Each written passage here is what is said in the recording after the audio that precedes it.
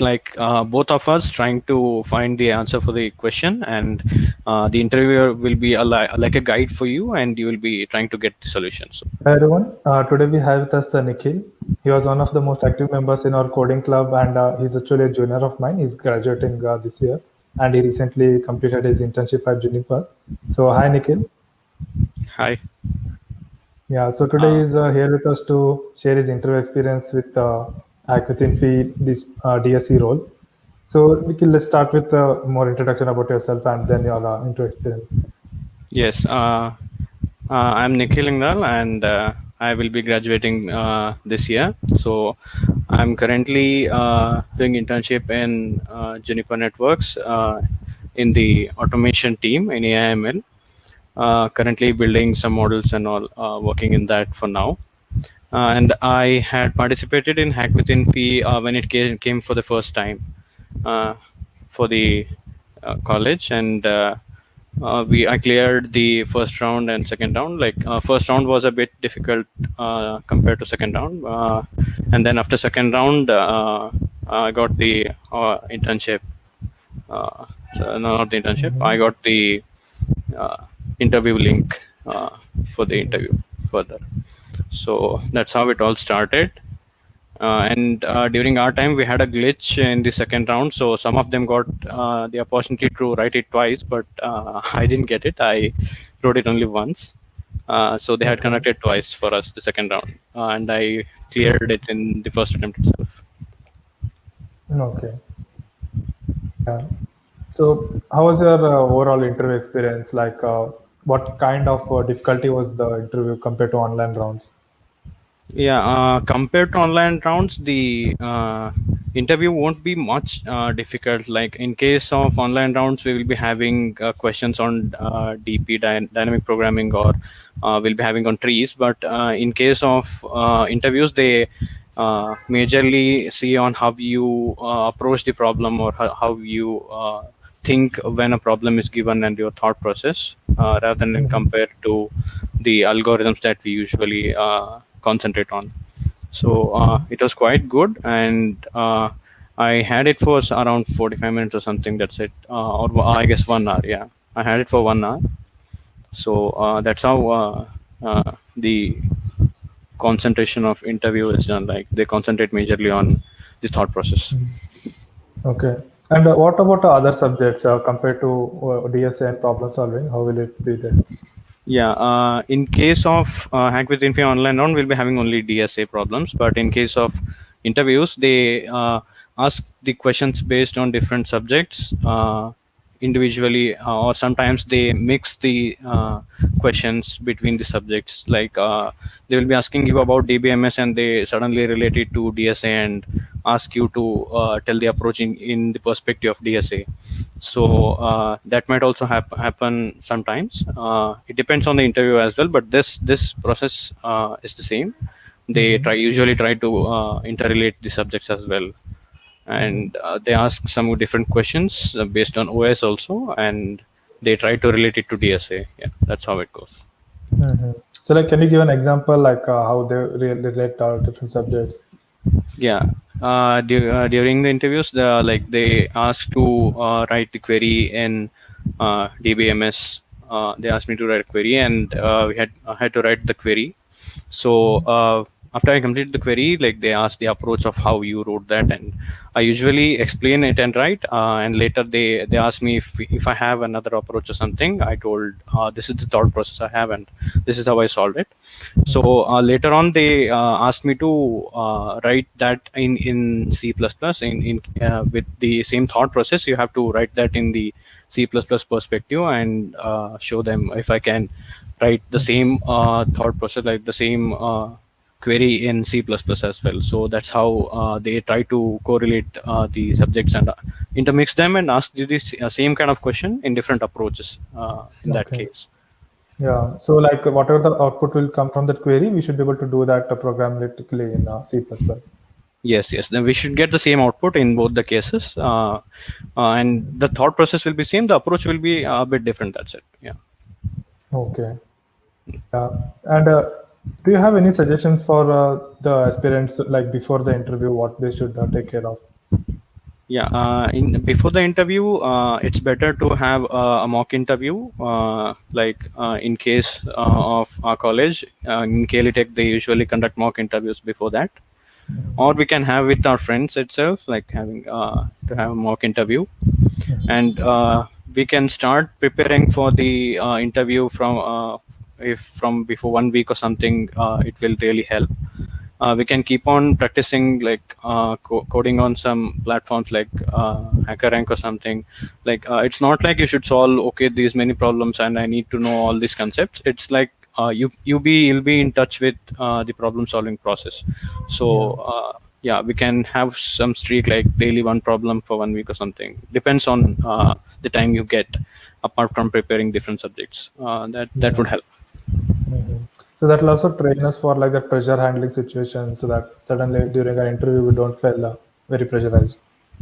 Yeah, usually before just minutes before the interview, we feel that pressure, and it's common for all of us to feel the pressure. Mhm. But if we have enough ways to handle the pressure, like by the experience we get, Mhm. we'll be better, and we'll be knowing how to handle the pressure at that time. So we cannot avoid pressure, but it's the way how we handle the pressure. Yeah, that's how Mhm. we should approach the interviews. And usually interviews are not so strict. Like they will talk with you normally, and they will be quite cool.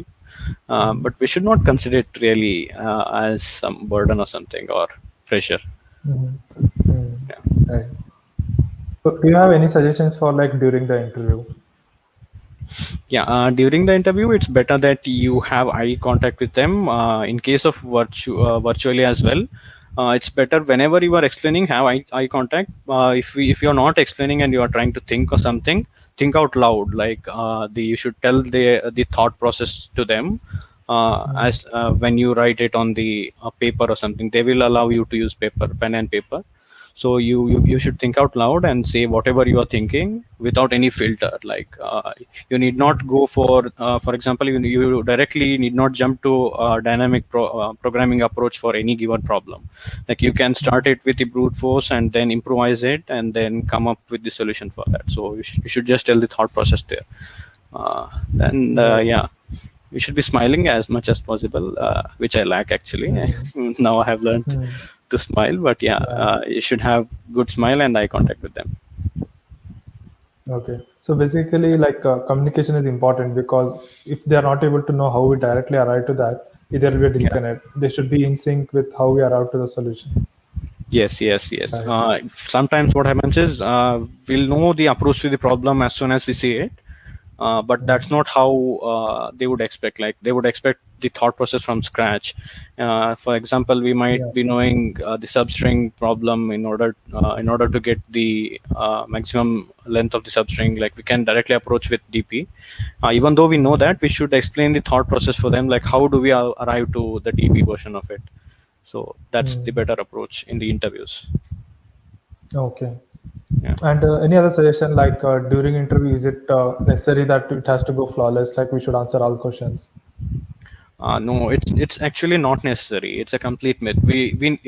It's not like we answer everything. Even though we don't answer everything, there are chances that we will get selected. That's because they see how better you approach a problem rather than how much problems you solve.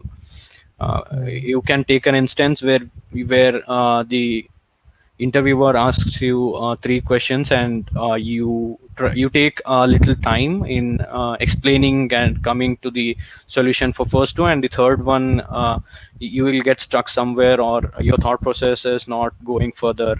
But still you have Mm. explained the first two in a good way or better manner, in a structured Mm. thought process, then there are really high chances that you are going to be selected. So it's not a compulsion that if only you answer all the questions you will be selected. But yeah, Mm.